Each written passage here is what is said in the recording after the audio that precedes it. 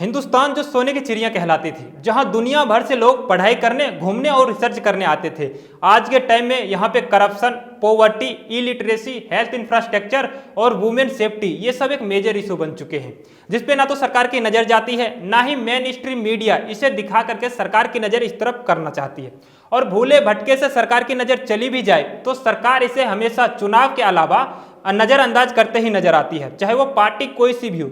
इसलिए आज की इस वीडियो में हम इन्हीं मुद्दों को बहुत बारीकी से देखेंगे।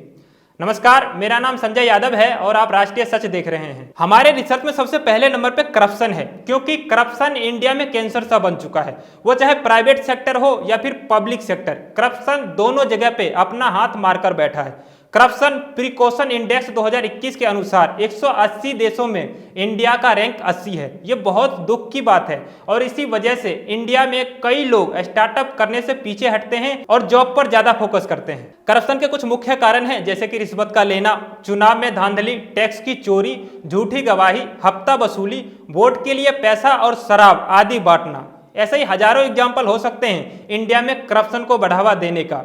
इसे जल्द से जल्द समझदारी और चतुराई के साथ खत्म करना पड़ेगा, वरना यह और भी घातक रूप ले सकती है, क्योंकि करप्शन गरीब के लिए सरकार के द्वारा भेजे गए सभी सुविधाओं को रास्ते में ही खत्म कर देती है। अब बात आती है सबसे अहम मुद्दा महिला सेफ्टी की, क्योंकि the national crime record bureau NCRB 2021 के रिपोर्ट के हिसाब से महिलाओं के साथ क्राइम 15.3% के साथ बढ़ चुकी है।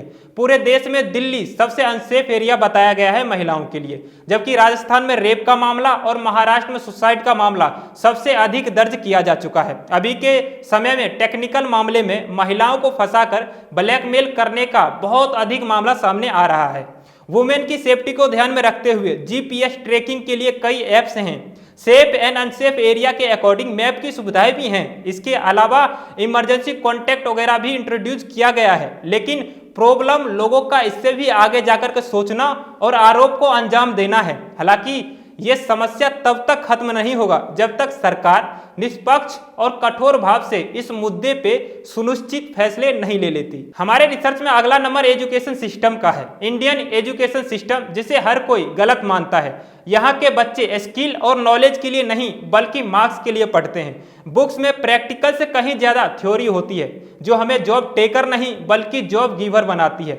इंडियन एजुकेशन सिस्टम स्टूडेंट के माइंड को लीड नहीं बल्कि सर्व करना सिखाती है। अगर बात हेल्थ इंफ्रास्ट्रक्चर की करें तो इंडिया मेडिकल टूरिज्म का हब बन रहा है। अब भी यहाँ पे हॉस्पिटल की स्थिति बहुत सही नहीं है, हेल्थ केयर इशू को भी नेगलेक्ट कर रहे हैं, लेकिन हर साल 10% बच्चे जन्म लेते ही मर जाते हैं, क्योंकि उन्हें सही समय पर उचित मेडिकल सुविधाएं नहीं मिल पाती है। किसी किताब के पन्ने को पलटते हुए 2 लाइन पढ़ा था, गरीब पैदा होना चिंता की बात नहीं है, लेकिन गरीब मरना ये बहुत चिंता की बात है। लेकिन क्या हो जब देश में अनएम्प्लॉयमेंट इतनी हद तक बढ़ गई हो कि रोजगार मिलने का कोई भी सीमा ना हो, क्योंकि वर्ल्ड का 1/3 गरीब सिर्फ इंडिया में रहता है। इंडिया के पॉपुलेशन का 37% इंटरनेशनल पॉवर्टी लाइन के नीचे जिंदगी बिताते हैं और 42% बच्चों का वजन 5 साल की उम्र में ही पॉवर्टी की वजह से बहुत कम नोट किया जा चुका है। इंडिया में ज्यादातर गरीब गांव के एरिया में, खास करके राजस्थान, बिहार, झारखंड, मध्य प्रदेश, उत्तर प्रदेश, उड़ीसा, छत्तीसगढ़ और वेस्ट बंगाल में रहते हैं। गरीबी की मेजर प्रॉब्लम उनके क्षेत्र में इलिटरेसी, मेडिकल सुविधाएं प्रोवाइड नहीं करना और कुछ लिमिटेड सोर्स उन तक पहुंच पाना, ये मुख्य कारण होते हैं गरीबी के। भारत को पढ़ेंगे तो आप सोचने पे मजबूर हो जाएंगे कि हम कहां थे, कहां हैं और आने वाले दिनों में कहां रहेंगे। एक समय था जब विश्व भर के लोग भारत पढ़ने आते थे।